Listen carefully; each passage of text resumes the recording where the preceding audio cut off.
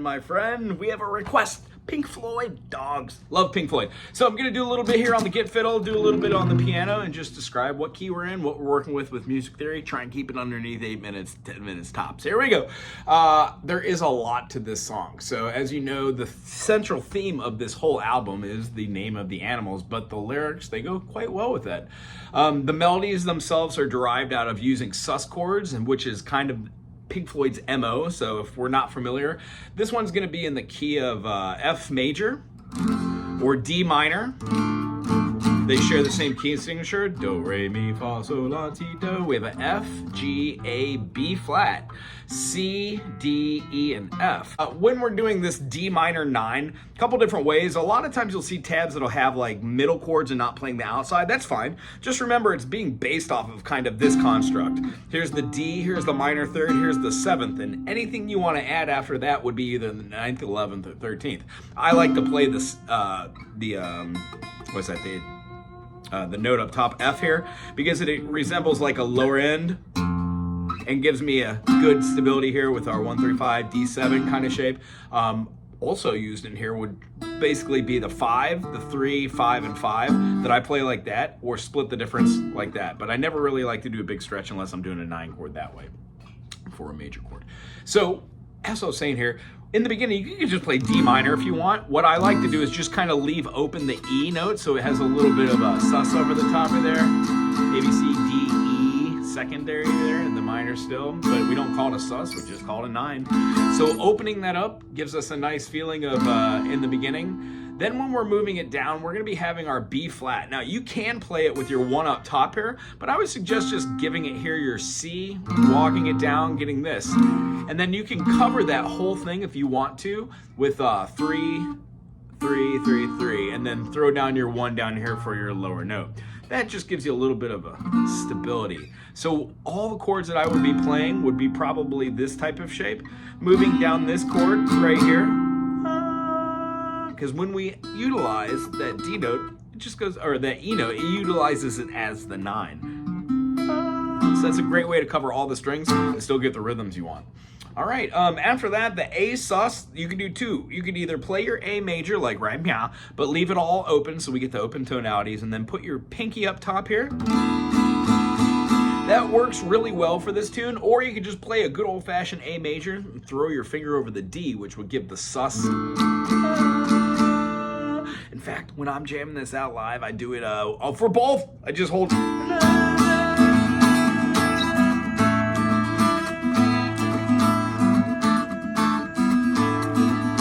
Then it goes to an A flat. Now this sus A flat, put your first finger on the 4th fret, skip the 2nd fret there. You're gonna, 5th fret there, but use your 2nd finger to play both notes on the 6th fret, and then put your 3rd finger on the 7th fret of the G. That is the chord I believe they use live. However, you can also just play that not doing the skip there. Use 1 finger here and then put a pinky up top. It just gives you more of a bar chord feel, and it doesn't allow you to mute the note. And then if you do that split, you don't have to play both of that with 1 finger. You could use both the secondary finger and the 3rd finger on the 6th fret of the A and the D string, and then put the pinky on the 7 of the G. When we do that, listen to the transition.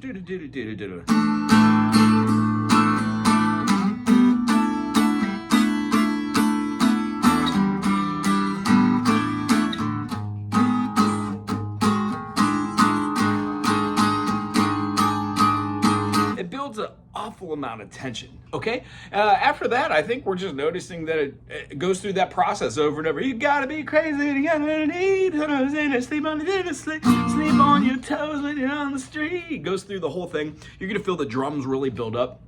After quite a while, it just gets in the groove and allows you to do that D minor 9.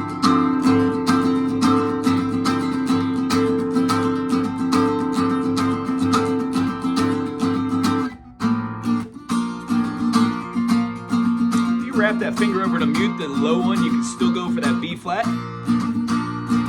Then the A sus.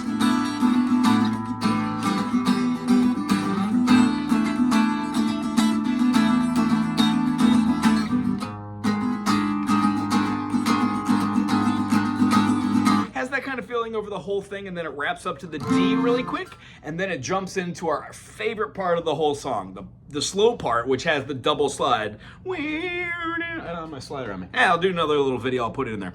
A small guitar field that has like a the D natural minor. Does a little quick lick right before it comes into the cool part, which is the C at the halftime to the D minor.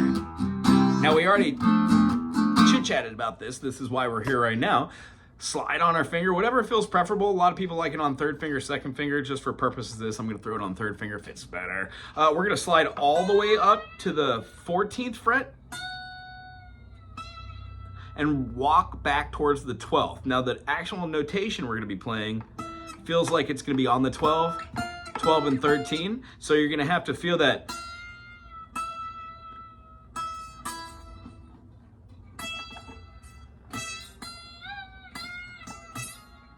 That's one of the slides. When there's a pedal on playing the octave, you could also play this down here, which gives you a little bit more resonance.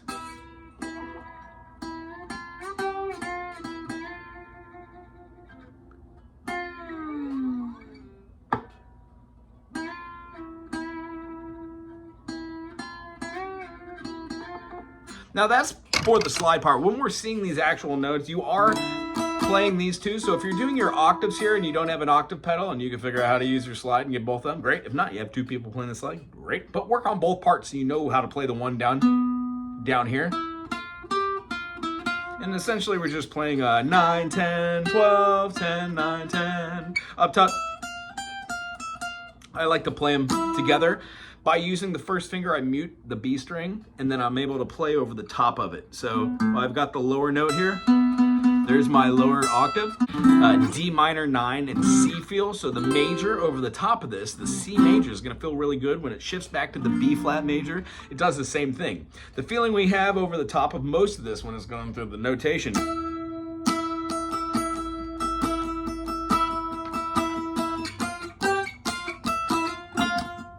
that first bend is at the 15. You're gonna wanna get some footing behind it if you use all three of your fingers. It's just that one big old bend, but if you only use two fingers, you can pull it down and go right back to the slide, but I like to have all three of those, so I go back to the 12. Then do the same groove that,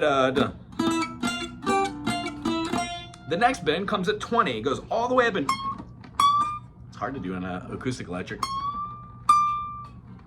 And then that same feeling.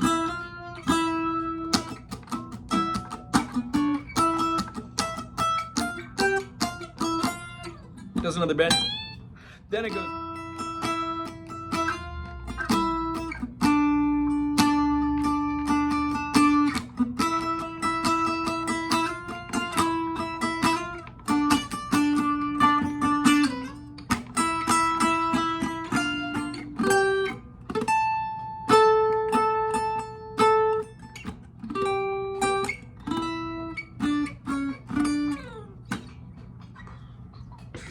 Probably one of my favorite things is when they're doing the breakdown in the chords with the D minor, the C, and just the quick F, F,